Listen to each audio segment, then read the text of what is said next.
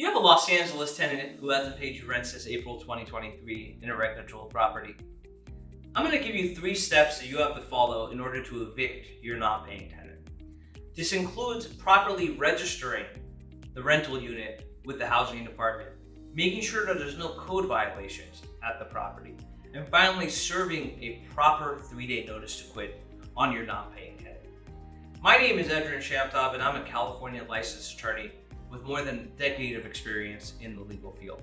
If you find the information we provide to you today helpful, please go ahead and like, share, and follow.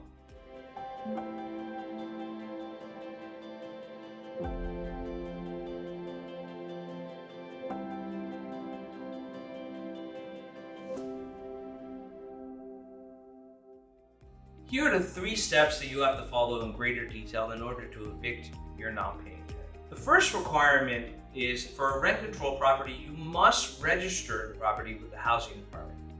This includes filing the appropriate paperwork, paying the annual fees, and obtaining a rent registration certificate. After you obtain your rent registration certificate, you have to make sure to post that registration certificate at the property and serve a copy on your tenant.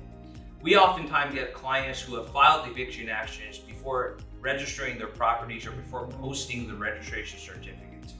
Do not make that mistake. The second requirement is for you to make sure that there's no code violations at the property. Tenants frequently defend against eviction cases based off of habitability violations. So before you file your eviction lawsuit, make sure there's no habitability issues with the leased premises. This includes issues with water, heating, power, electrical, and structural defects of the property. Doing so will make sure that you'll save time and money down the line. The final requirement is that you draft and serve a proper 3-day notice to quit. It's critical that you specify in the 3-day notice the specific violation the tenant has committed before you file your eviction action. Since January 2023, the City of Los Angeles also now requires for you to submit any 3-day notice to quit before you file an eviction action. We oftentimes find clients who have filed the eviction actions before they have issued their 3-day notice to quit to the housing department.